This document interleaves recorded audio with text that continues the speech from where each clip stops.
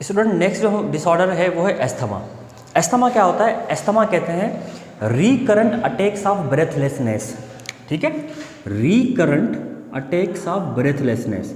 Recurrent मतलब बार बार होना, attacks मतलब दौरे पड़ना या हमला होना, दौरे कह सकते हैं, ऑफ ब्रेथलेसनेस सांस ना आने के, यानी इसमें बार बार दौरा पड़ता है सांस ना आने का।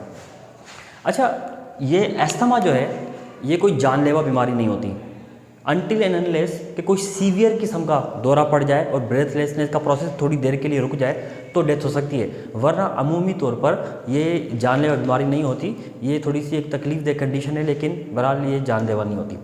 अच्छा, एस्थमा जो है इसमें क्या हो, इसका कॉज क्या है? एस्थमा का कोई पर्टिकुलर कॉज नहीं होता। इसकी सबसे अहम जो इसका कॉज बताया जाता है वो है एलर्जी। यानी एलर्जी जो होती है ये एस्थमा में डेवलप कर जाती है। अब एलर्जी किसी भी चीज़ से हो सकती है, फॉर सपोज स्मोक, धुएं से किसी को है, और सबसे कॉमन पोलन एलर्जी, यानी ये पोलन ग्रेन हवा में जाके ट्रेवल कर रहे होते हैं तो उस दौरान जिनको पोलन एलर्जी होती है, सांस लेना उनका दोबारा हो जाता है, वो इशू जो हो सकता है। इसके अलावा कुछ केमिकल्स हैं, केमिकल्स होते हैं जिनको मुसलसल अगर आपके इन्वायरमेंट में इसी जगह पे रह रहे हैं जहाँ पर हवा में केमिकल मौजूद है इंडस्ट्रियल एरिया के अंदर, वो केमिकल अंदर जाते रहे तो वो भी जो है कॉज कर सकते हैं। ये हेरिडिटी इशू भी हो सकता है, एजिंग से इशू भी हो सकता है। तो ये एस्थमा जो है इसके कोई एक सिंगल कॉज नहीं होता, इसके बड़े मल्टीपल किस्म के कॉज होते हैं।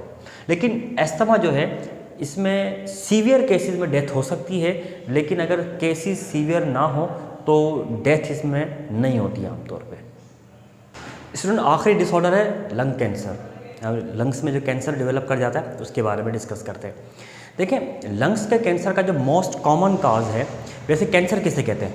कैंसर कहते हैं uncontrol production of abnormal cells, यानी एबनॉर्मल सेल्स जो होते हैं उनकी प्रोडक्शन अनकंट्रोल हो जाए, यानी वो कंट्रोल से बाहर हो जाए।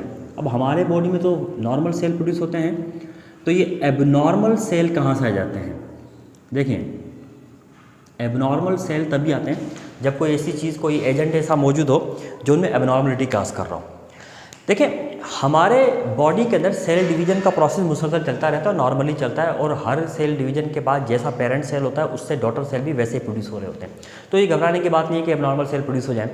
लेकिन ये जो लंग्स का कैंसर है इसकी दो वजूहात हैं जिसकी वजह से ये लंग्स का कैंसर डेवलप हो जाता है, और वजह क्या है?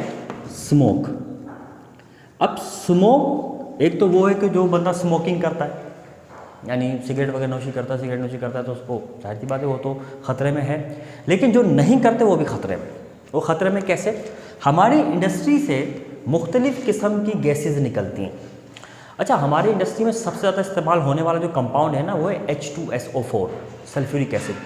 और उस H2SO4 की बाय प्रोडक्ट जो है ना वो सल्फ़र डाइऑक्साइड गैस होती है, जो कि कंटिन्यूसली धुएं के ज़रिए निकलकर हमारे इन्वायरमेंट में शामिल हो रही होती है।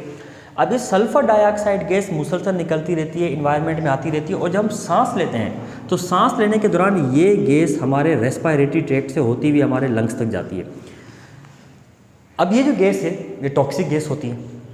अभी टॉक्सिक गैस होने की वजह से जहाँ से जिस रास्ते से गुजरती है, हमारे रेस्पिरेटरी ट्रैक्ट में कुछ सेल्स पाए जाते हैं जिनको कहते हैं एपिथेलियल सेल्स।